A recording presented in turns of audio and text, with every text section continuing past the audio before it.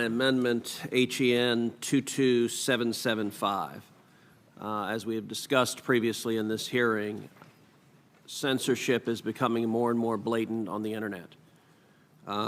Big tech is more and more naked in silencing the voices with which they disagree. This bill, if it's enacted, would create an exemption from the antitrust laws to allow big tech to sit down with an enormous conglomerate of media operations and negotiate free from the antitrust laws. This amendment is very simple. It says if you're negotiating, you ought to be negotiating on the ostensible harm that this bill is directed at, which is the inability to get revenues from your content. You should not be negotiated on content moderation and how you're going to censor substantive content. So this bill simply says the topic of discussion when the two sides get together can't be censorship. It should be ad revenues, which is what all of the discussion of this markup has focused on, that if they do engage in collusion of two cartels getting together and engaging in blanket censorship, that does not fall within the protection of this bill. And I would urge the adoption of this amendment. Thank you. Senator Cruz's amendment would eliminate the exemption from the antitrust laws if anyone is involved in the joint negotiation even discusses content moderation. The bill is not about content moderation. I said this in response to Senator Padilla this morning, coming from a different angle, say it to you today. In fact, the bill actually includes several provisions to ensure that the bill is content neutral. The bill requires payment for content that is already being accessed by the dominant platforms. It does not require or implicate display of content in any way. The bill does not require a platform to carry any content at all. But Senator Klobuchar, if I could inquire and clarify, you're right, the bill does not require that the cartel sitting down negotiating censor. But without this amendment, the cartel would give an immunity from antitrust liability for the cartel sitting down agreeing to censor. And so whether or not that is your principal objective, it would be a subsidy for censorship from the United States Congress. And as I noted, you in all likelihood have the votes to move this out of committee, but I do not believe this will move on the floor if the answer is that this committee is fine with giving a blanket exception from legal liability for explicit censorship and silencing of voices that the big tech oligarchs disagree with. Mr. Chairman, may I ask a question? Senator Kennedy. Ted, let me be sure I understand what your amendment does, because you have two that are very similar. What you're saying is that when you sit down and negotiate, you're just negotiating over price, over money. Right. If somebody from social media said, look, I can give you a better price if you would work with me more on changing your content. Or it doesn't even have to be connected to price. If they sit down and say, let's all agree to come together and silence the following voices. Without this amendment, that there would be no antitrust liability for that collusion of a cartel. Otherwise, there would arguably be antitrust liability. I don't have any problem with that. Senator Kennedy, I'm sorry. This amendment essentially gives platforms a get-out-of-jail-free card by presenting an obvious opportunity for gamemanship in the negotiation. But I don't understand why. Since news outlets depend on the antitrust exemption, while the covered platforms do not, the platforms could then raise content moderation at the first opportunity in an attempt to avoid the joint negotiations. So.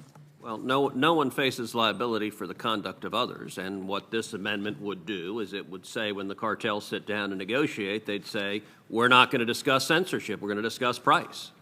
And, you know, under your theory, by the way, I have another amendment to eliminate Section 230 immunity for censorship, too, so we could solve the big tech problem on that side, too, if we wanted to. But There's no argument that the newspapers would suddenly be liable because Google walked in and screamed censorship. Like, you're only liable for your own conduct, and this simply says, if your conduct extends to censorship, there's not an immunity from this bill for that activity. As I appreciate it, Mr. Chairman, Yes, I'm it's listening. okay if I talk? Yes, Senator Kennedy. as I appreciate it, Senator Cruz and Senator Klobuchar, what it's saying is that the only issue on the table in the negotiations and the arbitration is the amount, if any, that social media will pay for the content, creative content produced by the newspaper. That if somebody walks in here and into the negotiations and winks and says, I can give you a better price here, but I sure don't like your politics, they can't do that. That's exactly right. Okay.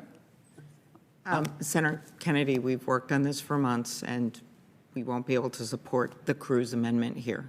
So I'm hoping we could talk about this in the future, but if this is in it, we can't support the bill. Well, I guess, first, this is a new experience. We actually have democracy in action where we have a debate here. And I don't understand why. I mean, I just, to me, the issue is supposed to be about money and not about moderating content. I mean, this just makes it explicit what I thought was implicit in the bill. If I'm missing something, tell me.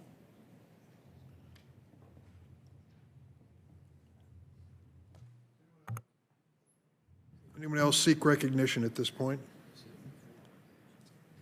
If not, the question is on the adoption of the Cruz Amendment, HEN. Chairman, I ask for a roll call vote. The question is on the adoption of the Cruz Amendment, HEN 22775. A roll call has been requested. The clerk will call the roll. Mr. Leahy? No. Mrs. Feinstein? No. Mr. Whitehouse? No. Ms. Klobuchar? No. Mr. Coons? No. Mr. Blumenthal? No. Ms. Harani? No. Mr. Booker? No. Mr. Padilla? No, by proxy. Mr. Ossoff? Pass. That's it. Mr. Grassley? Aye, by proxy. Mr. Graham? Aye, by proxy. Mr. Cornyn? Aye, in person. Mr. Lee? Aye. Mr. Cruz? Aye. Mr. Sacks? Aye, by proxy. Mr. Hawley? Aye. Mr. Cotton? Aye. I can't vote for it. Mr. Tillis? Aye, by proxy. Mrs. Blackburn? Aye, by proxy. Chair Durbin? No. Chair Durbin? The ayes are 11, the nays are 10. There's one pass vote. That's it. Clerk reported 11, 10, one pass vote. The amendment is agreed to. Are there any further amendments? Senator Durbin, I don't think we can support this bill anymore, so we're going to have to hold off on this bill. So, Because Senator Ossoff did not give a proxy vote, so. I understand that. I'm trying to figure out what the appropriate motion is by the sponsor of the bill at this point. I do have an amendment. Senator from Arkansas, I do have an amendment. you have an amendment?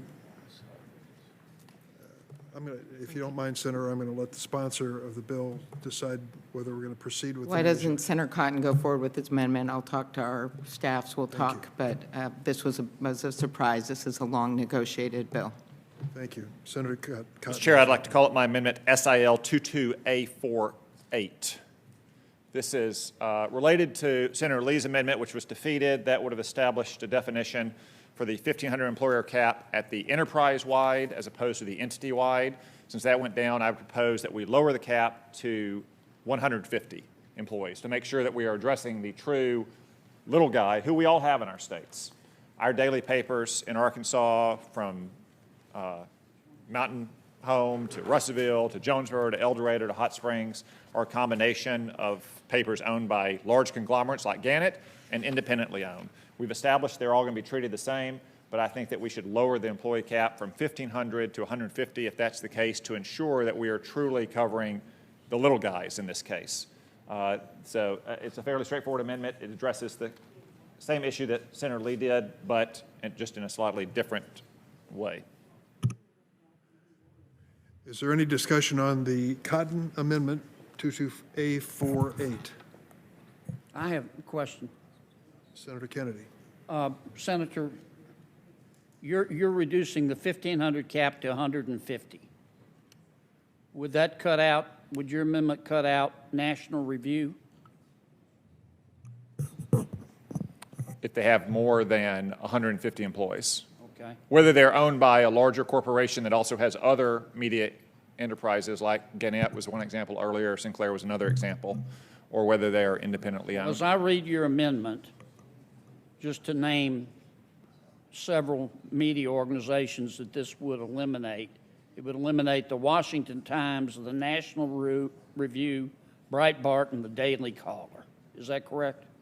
I have not asked those organizations what their employee numbers are.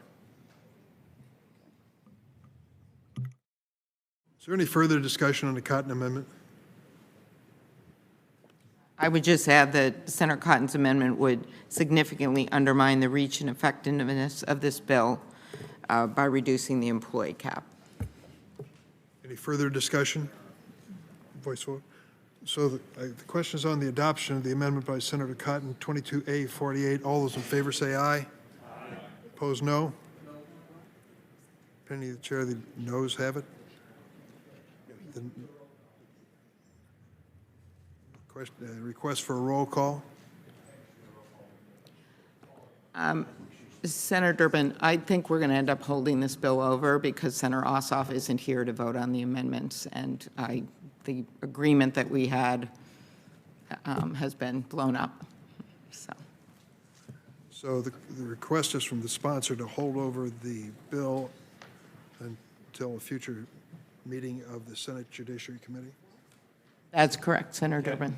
Can I withdraw my amendment then? You And may. maybe we'll offer it another time if we have another markup. Certainly will. Thank you, Senator Cotton, Thank for you. that. So that is the, did we have another bill before us here? Check. No? I don't believe there's any further business pending before the Senate Judiciary Committee, so the committee will stand adjourned.